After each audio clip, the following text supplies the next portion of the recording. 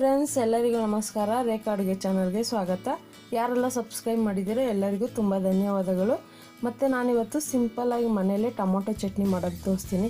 ಇದು ಎಲ್ಲರಿಗೂ ಇಷ್ಟವಾದಂಥ ರೆಸಿಪಿ. ಇದನ್ನು ಹೇಗೆ ಮಾಡೋದು, ಇದಕ್ಕೆ ಬೇಕಾಗಿರೋ ಇಂಗ್ರೀಡಿಯೆಂಟ್ಸ್ ನೋಡೋಣ. ನಾನಿಲ್ಲಿ 1/4 kg ಸ್ವಲ್ಪ ಜಾಸ್ತಿ ತೊಗೊಂಡಿದ್ದೀನಿ ಟೊಮೊಟೊ.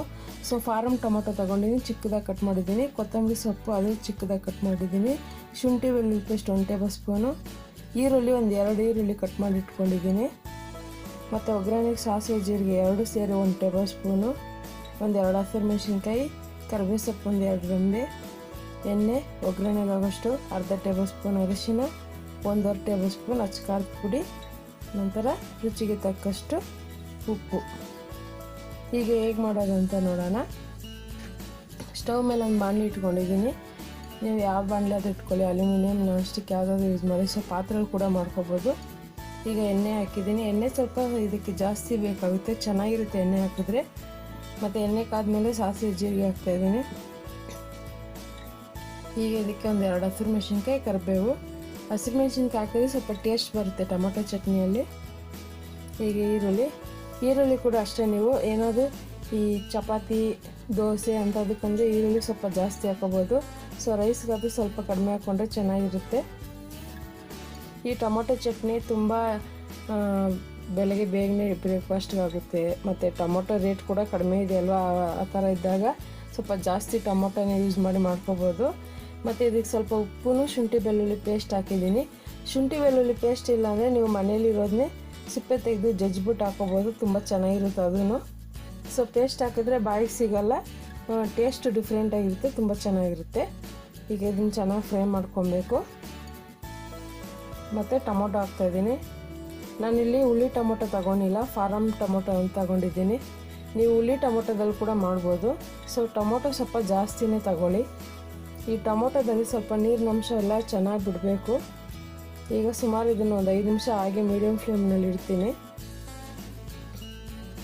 ಟೊಮೊಟೊ ಈಗ ಚೆನ್ನಾಗಿ ಬೆಂದಿದೆ ಅಂದ್ಕೊತೀನಿ.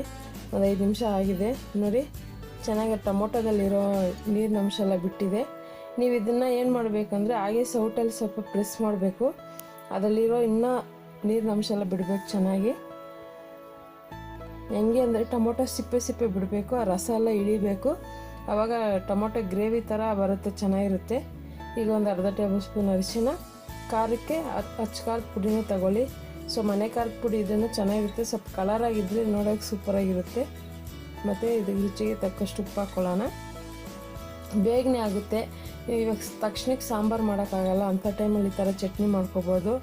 ಸೊ ಈಗ ಇದಕ್ಕೆ ಚೆನ್ನಾಗಿ ಮಿಕ್ಸ್ ಮಾಡಿದ ಮೇಲೆ ಇದನ್ನು ಸುಮಾರು ಒಂದು ಮೀಡಿಯಮ್ ಫ್ಲೇಮ್ನಲ್ಲಿ 10 ನಿಮಿಷ ಬೇಯಿಸ್ಬೇಕಾಗುತ್ತೆ. ಯಾಕಂದರೆ ಚೆನ್ನಾಗಿ ಒಳ್ಳೆ ಉಪ್ಪಿನಕಾಯಿ ಥರ ಬರಬೇಕು, ಆ ಥರ ಫ್ರೈ ಮಾಡಬೇಕು.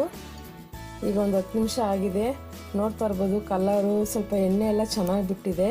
ಎಣ್ಣೆ ಬಿಟ್ಟಾಗ ಟೊಮೊಟೊದಲ್ಲಿರೋ ಹಸಿ ಸ್ಮೆಲ್ಲೆಲ್ಲ ಹೋಗಿರುತ್ತೆ, ಒಳ್ಳೆ ಫ್ಲೇವರ್ ಬರುತ್ತೆ.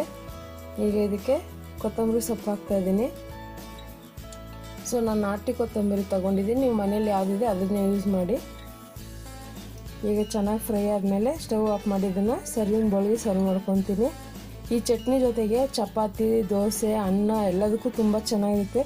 ಬ್ರೆಡ್ಡಲ್ಲಿ ಕೂಡ ಇದನ್ನು ಹಾಗೆ ಸರ್ವ್ ಮಾಡ್ಕೊಂಡು ತಿನ್ಬೋದು, ಚೆನ್ನಾಗಿರುತ್ತೆ. ನೋಡಿದ್ರಲ್ಲ ಎಷ್ಟು ಸಿಂಪಲ್ಲಾಗಿ ಕಲರ್ಫುಲ್ಲಾಗಿ ಟೊಮೊಟೊ ಚಟ್ನಿ ಮಾಡೋದು ಅಂತ.